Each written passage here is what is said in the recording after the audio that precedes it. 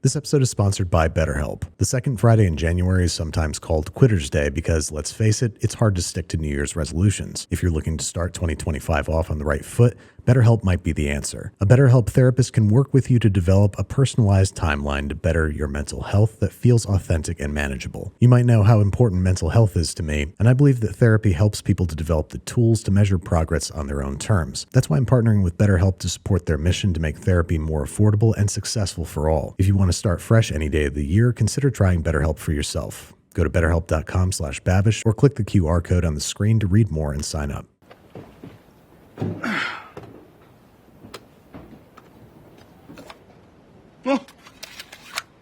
야, 이거 옛날에 엄마가 싸주던 거랑 똑같네. 넌 뭐 들었냐? 무슨 반찬이야? 너 진짜 안 먹을 거야? 야, 일단 먹어, 어? 먹고 죽은 귀신이 때깔도 겁대잖아. 일단 먹어. 먹으면서 고민해. 먹고 나서 고민하든지. 자, Hey, what's up, guys? Welcome back to Binging with Babish, where this week we're taking a look at the dosirak and Kimbap from Squid Game Season 2. Hopefully there's no tools of death nor dismemberment inside of this little... Oh, thank goodness. Unless, of course, this means I have to kill somebody with this lunchbox. Anyway, back to food. First up, the Kimbap, a Korean rice and vegetable roll, which can be filled with any number of vegetables, meat, and fish. But given the context in which it's eaten, I think we're going to go for a simple vegetable Kimbap. First, we are optionally de-seeding a large cucumber and trimming it into strips about 1 centimeter wide and the same width as our seaweed. Next up, we're going to do the same thing, albeit to a finer extent, with a carrot. And this was the moment that I realized that I had never julienned a carrot, basically slicing it into thin planks and then slicing those thin planks into even thinner strips, which I definitely did not so great, but it's going to work just fine for this application. We've also got some imitation crab here that we're going to unwrap and separate, and a few strips of braised burdock root, all of which should be available at your local Asian grocer. Next up, I'm going to heat a little bit of sesame oil in a nonstick pan, in which I'm going to saute 1 clove of finely minced garlic, just about 1 minute or until it smells really super nice, and then I'm going to start adding about as much spinach as the pan can handle. Normally at this point you'd have to worry about the garlic burning in the oil, but it's going to be saved by the moisture being released from the spinach as it cooks, which it's going to do for about 2 to 3 minutes or until completely softened and shrunk. Then we're going to season it with about a half teaspoon of soy sauce and a half teaspoon of toasted sesame oil. Check for seasoning, kill the heat, and we're going to set this aside to cool completely before putting it in our gimbap. Normally I'm kind of terrified of overdoing the sesame oil, but don't be afraid to let your sesame freak flag fly. Next up in the list of slightly phallic ingredients is danmuji, or pickled yellow radish, which likewise we're going to slice into about centimeter wide strips. This brings a nice tang and acidity to the roll, but you don't want to overdo it, so don't make them much thicker than this. Next up, for both the gimbap and dosirak, we're going to need some rice. So I've got 2 cups of short grain Korean rice, which I'm going to thoroughly rinse under cold running water for 2 to 3 minutes or until the water runs clear. Add it to your rice cooker along with the manufacturer's specified amount of water. Allow to cook, let it sit for 10 minutes after cooking, and you're ready to rock.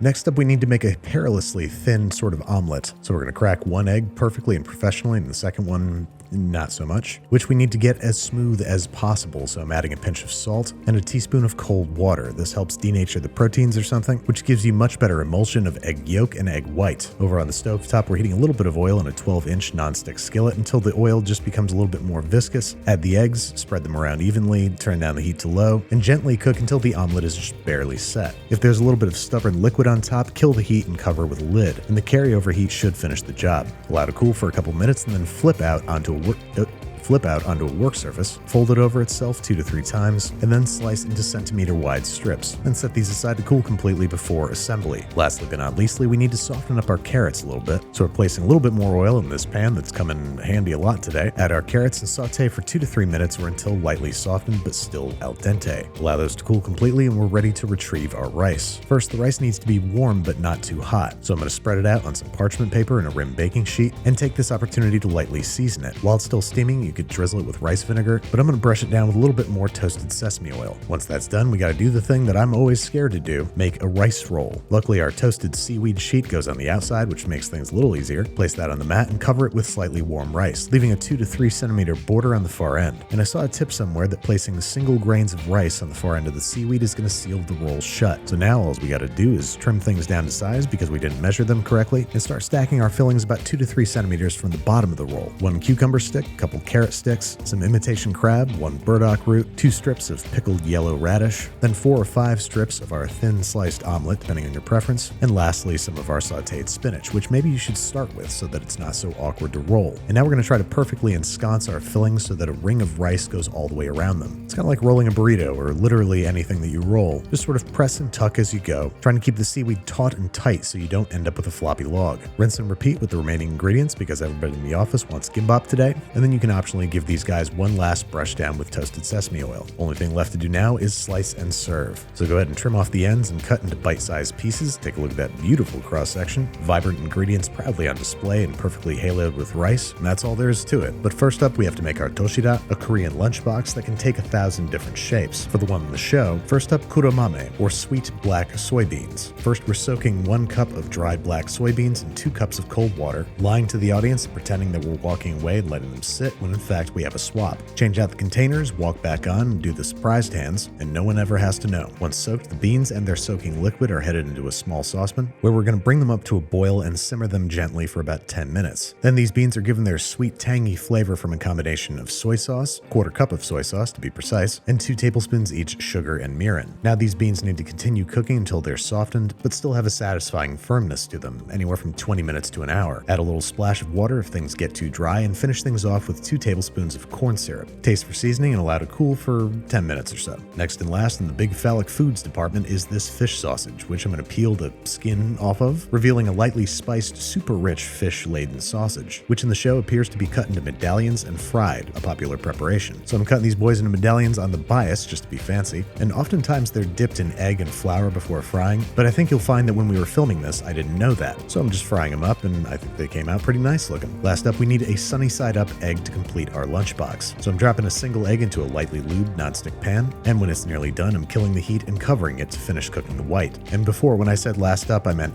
last up we need to saute some dried anchovies, just in a little bit of oil or in a dry pan, warming them up, making them extra crisp and bringing out their flavor. And with that, we are ready to assemble our dosirak, which I'm positive I've been saying incorrectly, but a lot better than my first attempt, which was just dosirak. We're starting with some rice that we're going to allow to cool to just warm, topping up with our sunny side egg, arranging our fried fish sausages next door. Now in the final third of the lunchbox, we're going to arrange a little pile of our kuromame, a little pile of kimchi. If you want to see how to make this from scratch, click the link in the upper right-hand corner right now. And next to that, a little pile of our dry roasted anchovies. And there you have it, a small human comfort to provide the briefest moments of respite during a harrowing allegory for systemic inequality.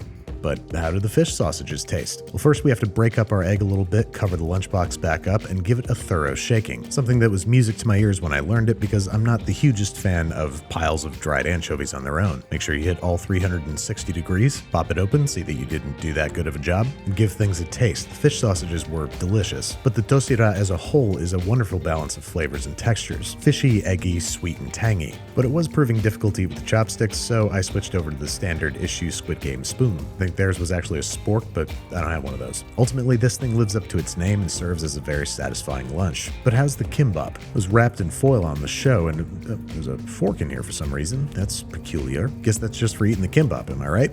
Guys, which likewise is a wonderful mix of flavors and textures. Crunchy, soft, sweet, tangy, and rich. And in spite of all that sesame oil, it actually could have used a little more. I would have made such a request to the staff, but they all have machine guns. Thank you again to BetterHelp for sponsoring this episode. If you or someone you know is struggling right now, consider trying BetterHelp or recommending it to someone who could really use it. In my experience, the first step on the journey to better mental health is being open with your struggles and finding the right therapist to talk to. So start off 2025 on the right foot and head to betterhelp.com/Babish or click the QR code on the screen and try BetterHelp today.